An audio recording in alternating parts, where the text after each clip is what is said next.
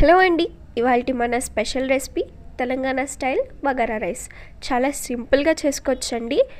ఈ బగారా రైస్ అనేది ఏ కర్రీలోకైనా చాలా టేస్టీగా ఉంటుంది. సో లేట్ చేయకుండా ఈ బగారా రైస్ని బాస్మతి రైస్తో పొడిగా ఎలా చేసుకోవాలో చూసేద్దాం. ముందుగా స్టవ్ ఆన్ చేసి ఒక కుక్కర్ పెట్టుకొని దానిలోకి పావు కప్ నెయ్యి వేసి, నెయ్యి కరిగిన తర్వాత ఒక పెద్ద ఉల్లిపాయని సన్నగా కట్ చేసుకొని వేసుకోవాలి.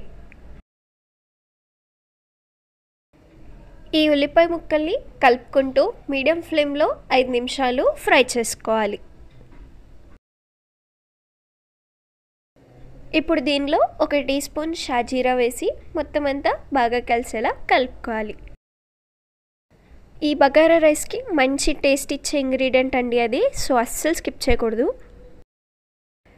ఇప్పుడు దీనిలో 1 ఇంచ్ దాల్చిన చెక్క, 4 యాలకులు, 5 లవంగాలు, 1 నల్ల యాలక్కాయ, అలాగే 1/2 టీ స్పూన్ మిరియాలు వేసి కొద్దిగా ఫ్రై చేసుకోవాలి.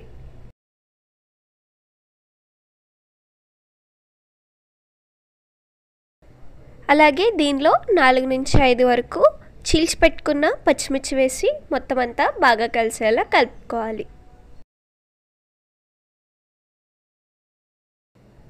ఇప్పుడు దీనిలో 1 టీ స్పూన్ అల్లం వెల్లుల్లి పేస్ట్ వేసి పచ్చి వాసన పోయేంత వరకు ఫ్రై చేసుకోవాలి.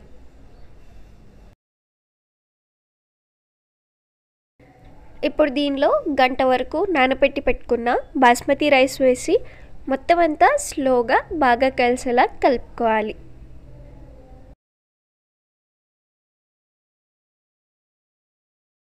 ఈ విధంగా కలుపుకుంటూ మీడియం ఫ్లేమ్లో 2 నిమిషాలు ఫ్రై చేసుకోవాలి.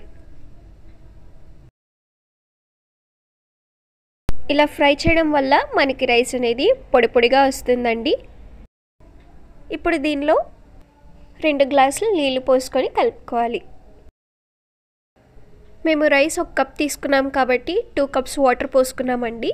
అంటే రైస్ వాటర్ రేషియో అనేది 1:2లో ఉండాలన్నమాట. ఇప్పుడు దీనిలో రుచికి సరిపడా ఉప్పు, కట్ చేసి పెట్టుకున్న కొద్దిగా కొత్తిమీర, అలాగే కొద్దిగా పుదీనా, పావు టీ స్పూన్ గరం మసాలా వేసి మొత్తం అంతా బాగా కలిసేలా కలుపుకోవాలి.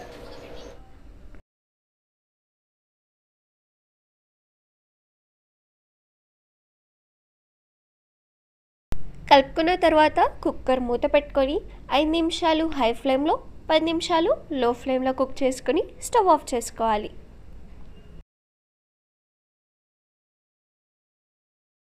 స్టవ్ ఆఫ్ చేసి 10 నుంచి 15 మినిట్స్ అయిన తర్వాత ఓపెన్ చేసి అడుగు నుంచి కలుపుకుంటే మనకి మెతుకు అనేది విరగకుండా ఉంటుందండి.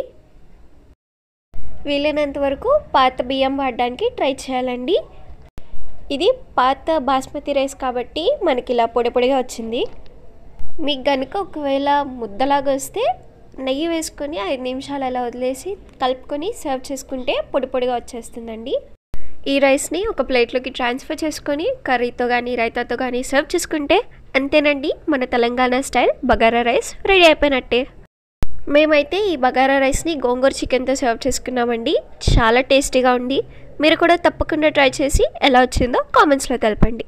ఈ వీడియో కనుక మీకు నచ్చినట్లయితే లైక్ చేసి, షేర్ చేసి మా ఛానల్ని సబ్స్క్రైబ్ చేసుకోండి.